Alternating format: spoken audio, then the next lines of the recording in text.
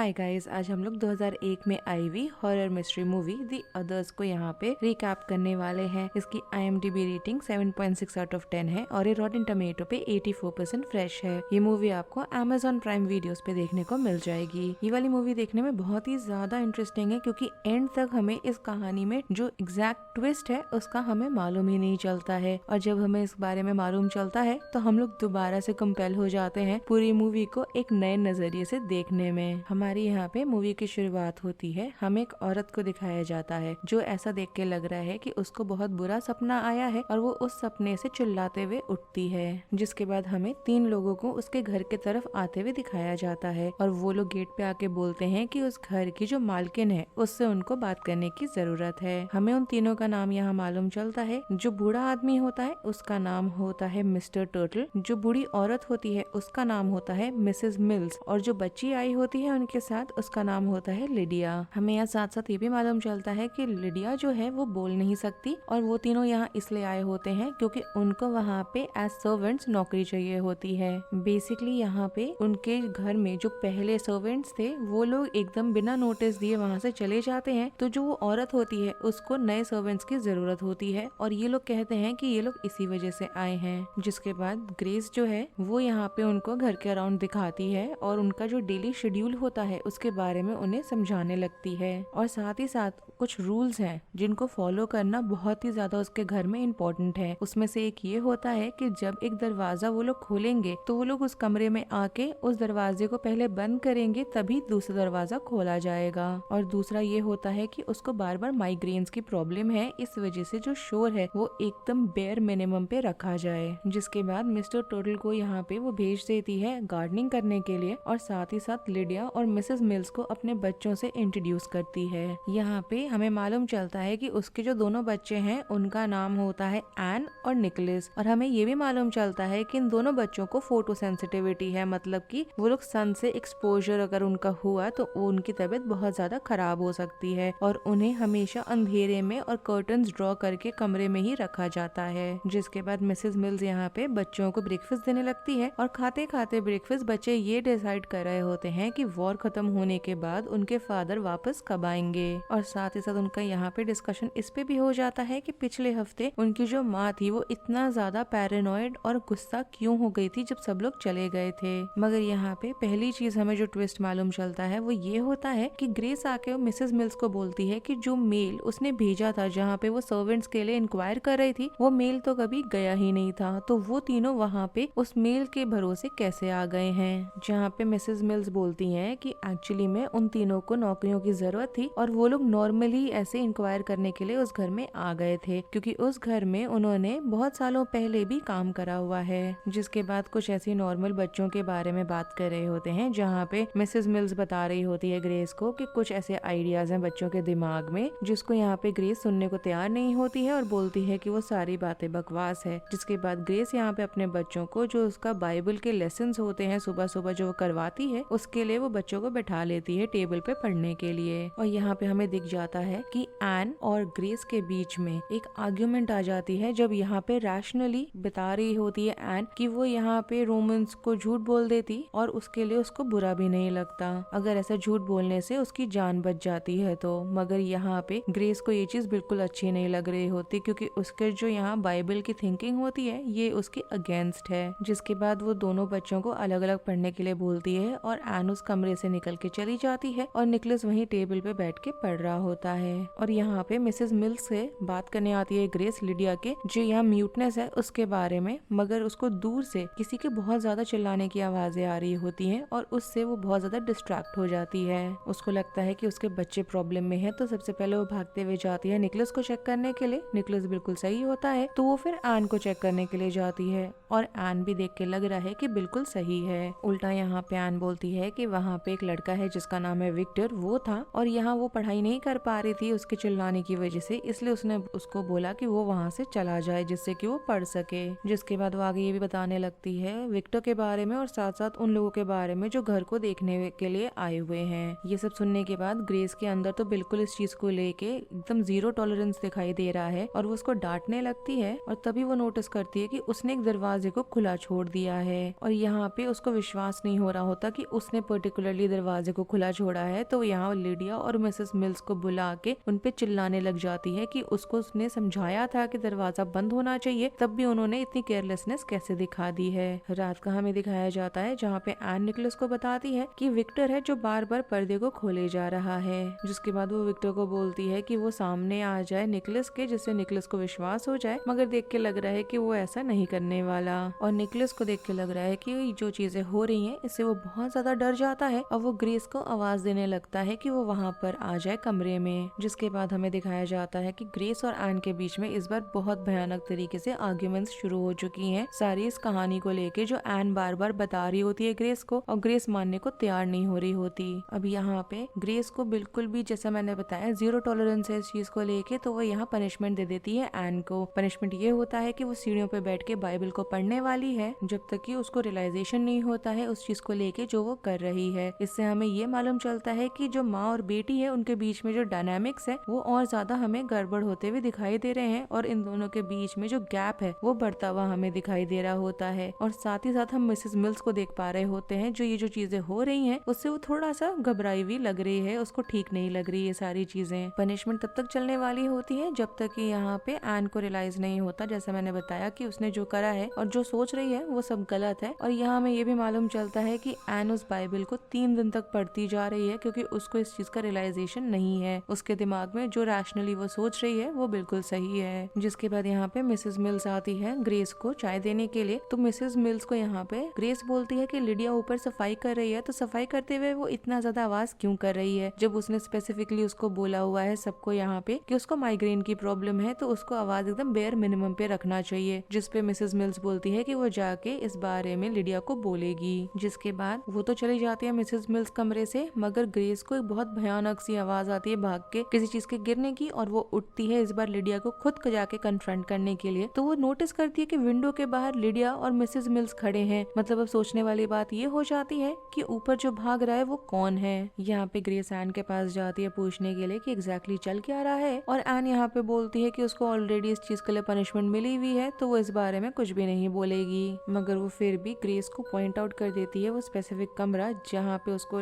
होता है कि वहाँ पे कोई ना कोई जरूर है और आवाजें उसी तरफ से आ रही हैं। ग्रेस उस कमरे में जाती है, सारी चीजें वहाँ जो पड़ी होती हैं वो व्हाइट चादरों से ढकी हुई होती हैं और उसको अलग अलग डायरेक्शन से विस्पर करने की आवाजें आ रही होती हैं। यहाँ पे ग्रेस वापस आती है और बोलती है कि जो घर है देख के लग रहा है कि वो ऑक्यूपाइड है, और एन एक पिक्चर लेकर आती है उसको दिखाने के लिए, जहाँ पे वो बताती है कि वो सारे जो लोग हैं उनको उसने जितनी बार देखा है और किसको किसको देखा है उसकी उसने वहाँ पे उस फैमिली की पिक्चर बनाई हुई है। जिसके बाद वो अपने हेल्प्स को बोलती है कि सब साथ में मिलके घर को क्लियर करने वाले हैं, एक कमरा एक बार में, और ऐसा करने के लिए उनको लाइट की जरूरत है, तो वो सारे पर्दे हटाएंगे, एक एक करके सारे कमरों को चेक करते जाएंगे। ग्रेस को यहाँ पे कुछ पुरानी फोटोग्राफ्स मिलती हैं और उनको वो उस जो एन ने पिक्चर बनाई है उससे मैच करने की वो कोशिश करती है। और जिसके बाद वो मिसेस मिल्स को लेकर आती है वो फोटो एल्बम दिखाने, तो मिसेस मिल्स बोलती है कि वो एक्चुअली में बुक ऑफ द डेड है, जहाँ पे बेसिकली इंसानों के मरने के बाद उनकी फोटो लेके डेवलप करके एक एल्बम में लगाई जाती है, ये होप करते हुए कि जो उनकी सोल्स हैं वो उस पोर्ट्रेट उस फोटोग्राफ्स के थ्रू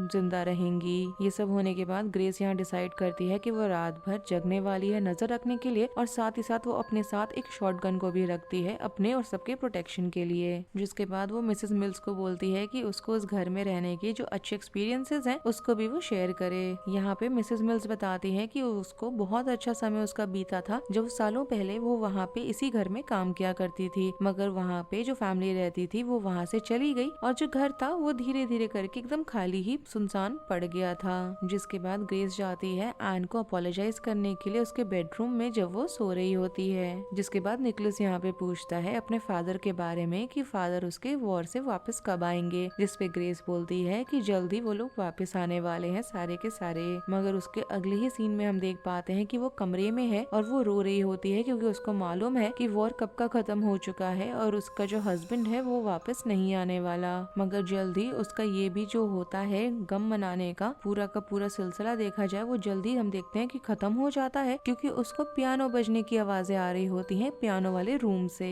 वो धीरे धीरे एकदम कॉशन के साथ अंदर जाती है कमरे में, ये सोचते हुए कि जो पियानो बजा रहा है उसको वो एकदम रंगे हाथों पकड़ेगी, मगर उस कमरे के अंदर कोई भी नहीं होता, पूरा का पूरा कमरा एकदम खाली है। साथ ही साथ उस कमरे का जो दरवाजा है हमें दिखाई देता है ग्रेस उसे बार बार खोल के बंद कर रही होती है, तो वो जो दरवाजा है वो अपने आप हल्का हल्का स्विंग कर रहा होता है, टू द पॉइंट कि ग्रेस उसको फिर से खोलती है। और एक बार होता है कि दरवाजा इतना जोर से बंद होता है उसके मुंह पे कि ग्रेस उसके वजह से पीछे जाके गिर जाती है और उसको चोट आती है। जिसके बाद वो यहाँ पे चाबी के लिए मिसेस मिल्स को आवाज लगाती है और जब वो कमरा खोल के देखती है तो उसको दिखाई देता है कि जिस पियानो को उसने लॉक करा था अभी थोड़ी देर पहले ही वो पियानो वापस से खुला हुआ है। इस इंसिडेंट के होने के बाद उसको कंफर्म हो जाता है कुछ ना कुछ उसके घर में गड़बड़ जरूर है, और उसको साथ में ये भी मालूम चलता है कि जो वो चीज सोच रही है उस चीज को लेके मिसेस मिल्स अपना कोई ओपिनियन नहीं दे रही, कोई रेजिस्टेंस नहीं दिखा रही, बस जो वो बोल रही है वो सुन रही है। साथ ही साथ वो उसको ये भी बताती है मिसेस मिल्स ग्रेस को चाय पीते हुए कि कभी कभी क्या होता है कि जो जिंदा लोग हैं और जो मर गए हैं लोग, उनके जो रास्ते हैं वो क्रिस क्रॉस भी हो जाते हैं। और साथ ही साथ वो ये भी बताती हैं कि उसका मानना है यहाँ पे कि एक लाइफ है मरने के बाद की। ये सब सुन के ग्रेस का जो मानना होता है यहाँ पे भगवान को लेके, उस चीज को लेके ये एकदम उसका ऑपोजिट चल रहा है और ग्रेस इस चीज को बिल्कुल भी बर्दाश्त नहीं कर पा रही होती क्योंकि उसके बिलीफ के एकदम अगेंस्ट जा रहा है ये सारा चीज। अब यहाँ पे उसके घर में प्रीस्ट को आए हुए बहुत टाइम हो चुका होता है, तो वो बोलती है कि वो पर्सनली जाके प्रीस्ट को बुलाने वाली है जो आके उसके घर को ब्लेस करेंगे क्योंकि घर को ब्लेस होने की बहुत ज्यादा अब जरूरत हो चुकी है। जब वो जा रही होती है प्रीस्ट से यहाँ पे बात करने के लिए तो मिस्टर टर्टल को बोलती है वो कि वहाँ पे उसके ग्राउंड्स में जितने भी टूम्बस्टोन है उसको वो जाके ढूंढे।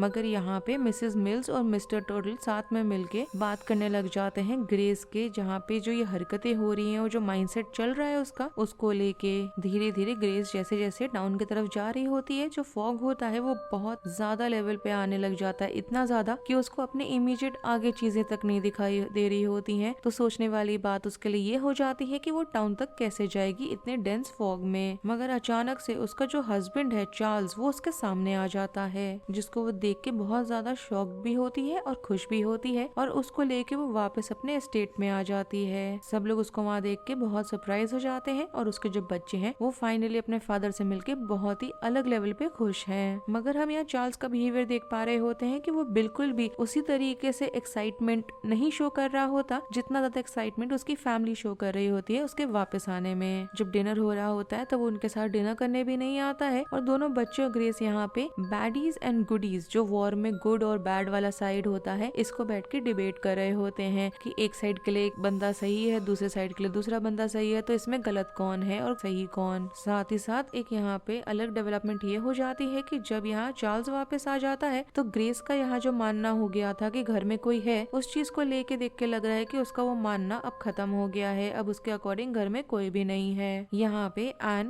कुछ ज्यादा ही जोर से पुश कर देती है इस टॉपिक को और यहाँ ग्रेस इस चीज को टॉलरेट नहीं करती तो उसको वो वापस से उसके कमरे में भेज देती है एज अ पनिशमेंट। मगर जब वो जा रही होती है तो यहाँ पे रास्ते में एन को मिसेस मिल्स मिल जाती है और मिसेस मिल्स उसको कंसोल करके बोलती है कि उसने भी इस परिवार को देखा हुआ है जिसके बारे में एन बार बार बता रही है। साथ ही साथ वो ये भी बोलती है कि वो यहाँ पे ग्रेस को सीधे जाके इसलिए नहीं बता रही क्योंकि वो यहाँ थोड़ा सा अपना टाइम बाय कर रही है तब तक के लिए जब तक कि ग्रेस खुद उन्हें देख नहीं लेती अपने आँखों से। जिसके बाद वो बाहर जाती है एकदम रात में एक जगह पे जिसको बोला जाता है ग्राउंड कीपर्स शैक, मतलब कि बेसिकली जो गार्डनर है मिस्टर टोटल वो वहाँ पर होता है, लिडिया होती है और ये वहाँ पे जाती है उन दोनों से बात करने के लिए और उनको फिल इन करने के लिए सारी चीजों को लेके जो अब ग्रेस के बिहेवियर में आ गई हैं। और साथ ही साथ ये लोग सारे मिलके ये कंक्लूड करते हैं कि अगर ग्रेस का एटीट्यूड द अदर्स को लेके ऐसा ही रहा तो उनका जो मेन एजेंडा है, उस चीज का जो एक्ट है जिसको ये लोग कर रहे हैं उसको कीप अप करना बहुत मुश्किल होने वाला है। जिसके बाद हमें अगले दिन का दिखाया जाता है जहाँ पे एन को ग्रेस एक बहुत ही सुंदर ब्राइड की तरह तैयार करती है।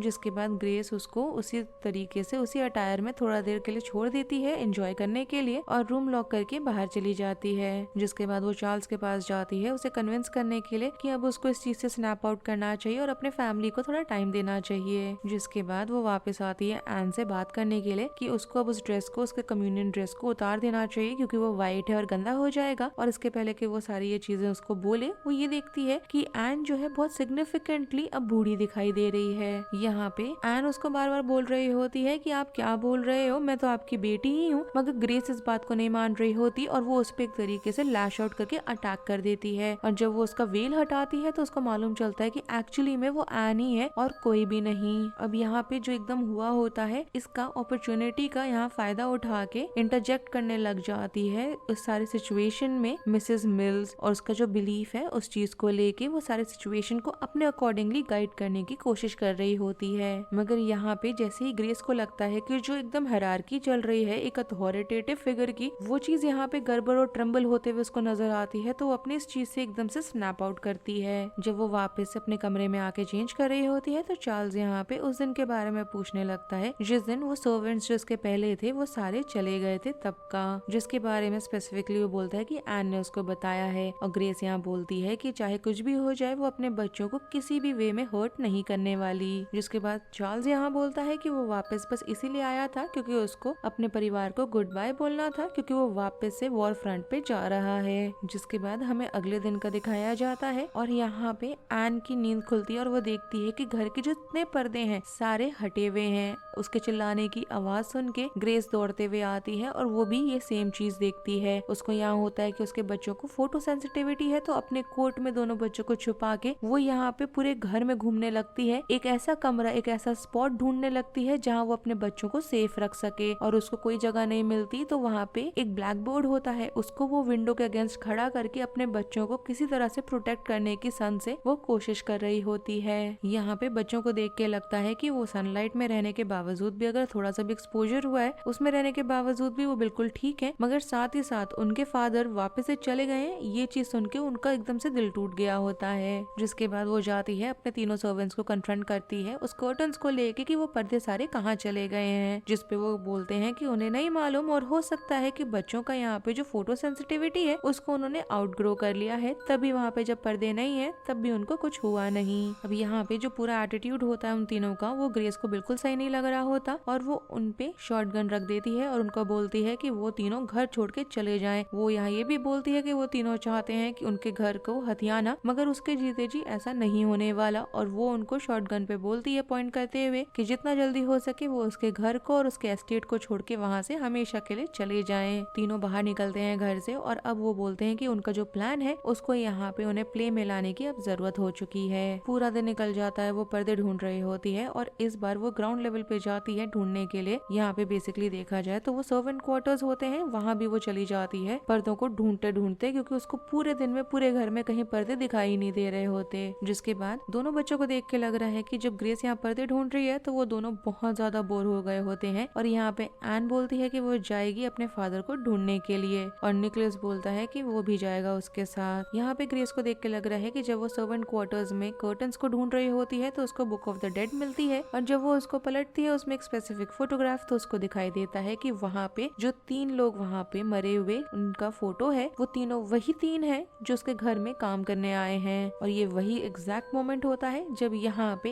एन को उन तीनों का उनके एस्टेट में ही ग्रेव स्टोन भी मिलता है, जहाँ पे स्पेसिफिकली उनके अलग अलग ग्रेव्स पे नाम लिखे हुए हैं। यहाँ पे एन को पक्का हो जाता है कि वो तीनों भूत हैं और वो पीछे से तीनों आ रहे होते हैं। तो यहाँ वो निकोलस को बोलती है कि कुछ भी हो जाए वो पीछे ना मुड़े और सिर्फ उसके तरफ दौड़ते हुए आने लगे। वो ग्रेस यहाँ पे अपने बच्चों को देखने के लिए जा रही होती है और घर के बाहर ही उसको उसके बच्चे मिलते हैं। तीनों घर के अंदर भागते हैं और ग्रेस यहाँ घर को अंदर से लॉक कर देती है। यहाँ पे मिसेस मिल्स जो है वो उसे बता रही होती है, घर के बारे में कंफर्म कर रही होती है और ये भी बोल रही होती है कि उन सबको साथ में मिलके रहने का यहाँ पे आदत डाल लेना चाहिए। वो यहाँ पे ये भी बोलती है कि अगर वो तीनों चले जाते हैं तब भी उसके घर में जो इंट्रूडर्स हैं वो तो नहीं जाने वाले। तब तक हमें दोनों बच्चों को दिखाया जाता है जो ऊपर की तरफ एक कबर्ड है उसमें वो लोग छुपे हैं। उन्हें कुछ अजीब सी सांस लेने की आवाजें आ रही होती हैं और उनके सामने एकदम से वो बूढ़ी औरत आ जाती है। देख के लग रहा है वो बूढ़ी औरत ब्लाइंड है। ग्रेस को यहाँ पे अपने बच्चों के चिल्लाने की आवाज आती है, ऊपर भागते हुए जाती है वो तो देखती है कि एक राउंड टेबल है उनमें लोग बैठे हुए हैं और देख के लग रहा है कि किसी टाइप का सेंस चल रहा है वहाँ पे।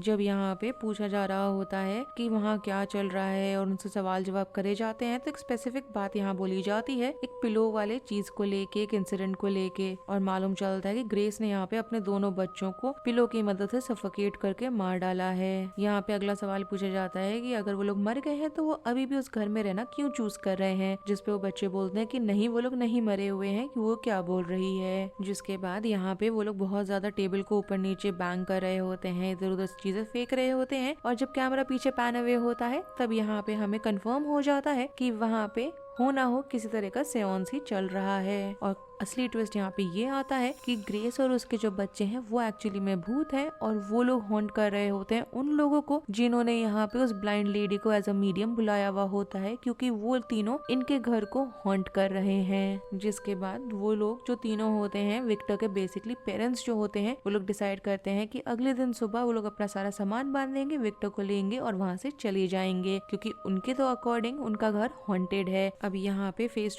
टू रियलिटी आ जाती है ग्रेस और यहाँ वो सोचती है वो पिलो वाला इंसिडेंट, पर हमें मालूम चलता है कि उसने पिलो का इस्तेमाल करके अपने बच्चों को मार दिया था, जिसके बाद उसने खुद को एक गन की मदद से मारा। और उसने खुद को इसलिए मारा क्योंकि उसको बच्चों के मारने को इतना ज्यादा गिल्ट हो गया था कि वो उसके साथ रह नहीं सकती थी। बेसिकली यहाँ पे एकदम सडन अनएक्सपेक्टेड जो किलिंग हुई थी उसकी वजह से उसके जो बच्चे हैं वो वापस आ गए थे और वो अपने कमरे में ऐसे ही खेल रहे थे जैसे कि कुछ हुआ ही नहीं है उनके साथ। अब यहाँ पे सारी चीज ओपन हो चुकी होती है, सारे पर्सपेक्टिव सामने होते हैं, तो मिसेस मिल्स यहाँ पे ग्रेस को बोलती है कि वो उसके लिए चाय लेकर आएगी और साथ ही साथ वो ये भी बोलती है रियश्योर करते हुए कि चाहे कुछ भी हो जाए इंट्रूडर्स जो बेसिकली हैं वो लोग आएंगे और जाएंगे और ऐसा भी हो सकता है कि उन सब में से कुछ को पता हो कि वो लोग वहाँ हैं, कुछ को बिल्कुल ही पता ना हो, अंदाजा ही ना हो कि वो लोग भी वहाँ पे रह रहे हैं। मगर चाहे कोई भी सर्कमस्टेंस हो ये सारे वहाँ पे उस घर में हमेशा के लिए रह सकते हैं। ये चीज सुनकर ग्रेस को ऐसा लग रहा है कि बहुत अच्छा रियश्योरेंस मिला है, जिसको बार बार रिपीट करती है कि जैसे वो उसका घर है और वो ये भी कमिट करती है कि उस घर को वो खुद के लिए क्लेम करके ही रहेगी हमेशा।